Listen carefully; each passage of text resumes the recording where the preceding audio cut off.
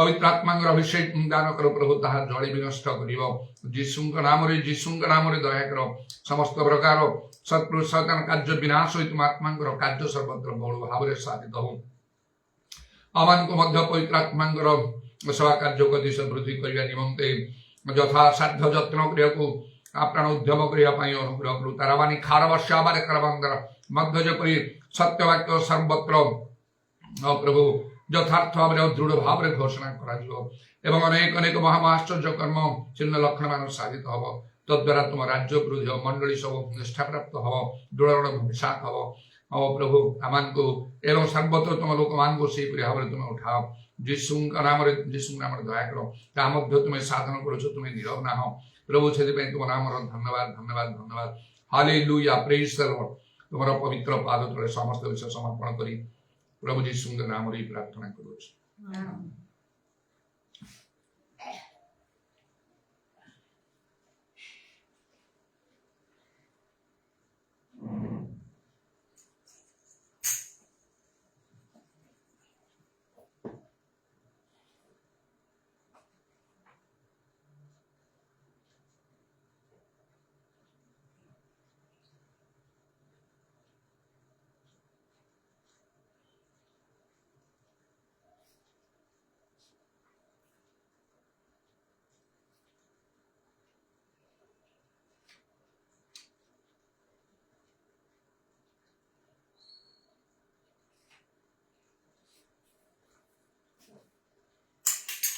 यहोवा चवा मेरा कोई गति मुझे नहीं है तेरी चराइयों में मुझे प्रेम से चला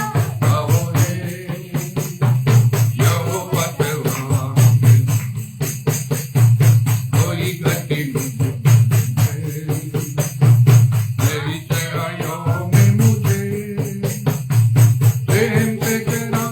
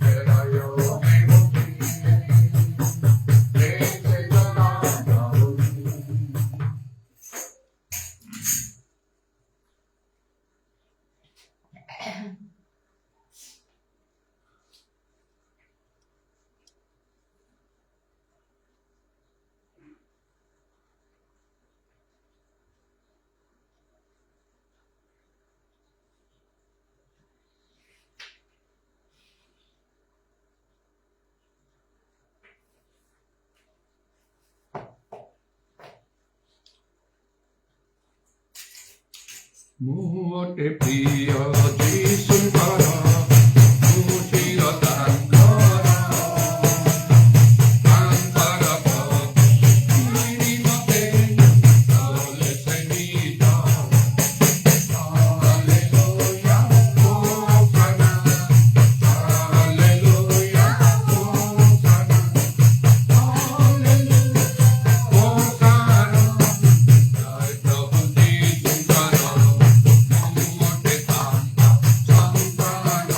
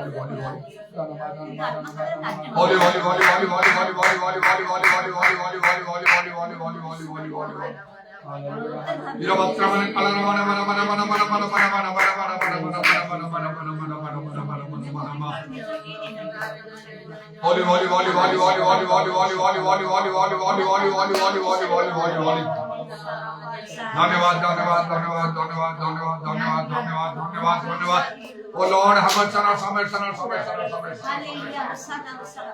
पूरा वक्रमणि कलर मन मन मन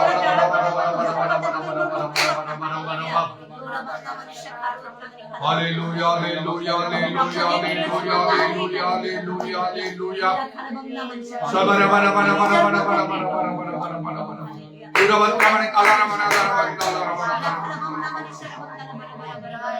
Holy, holy, holy, holy, holy, holy, holy, holy, holy, holy, holy, holy, holy, holy, holy, holy, holy, holy, holy, Hallelujah, hallelujah, hallelujah, hallelujah, hallelujah, hallelujah, hallelujah, hallelujah, hallelujah, hallelujah, hallelujah. Holy, holy, holy, holy, holy, holy, holy, holy, holy, holy, holy, holy, holy, holy, holy, holy, holy, holy, holy. Holy, holy, holy, holy, holy, holy, holy, holy, holy, holy, holy, holy, holy. Hallelujah, Daramani, Haravakramani, Kalaramani, Daramani, Daramani, Holy, holy, holy, holy, holy, holy, holy, holy, holy, holy, holy, holy, holy, holy. Shiva Rabba Rabba Rabba Rabba Holy, holy, holy, holy, holy, holy, holy, holy, holy, holy, holy, holy, holy, holy, holy. Dhanya Jesus, Dhanya Jesus, Dhanya Jesus, Dhanya Jesus. Dhanya Prabhu, Dhanya Prabhu, Dhanya Prabhu, Dhanya Prabhu, Dhanya Prabhu.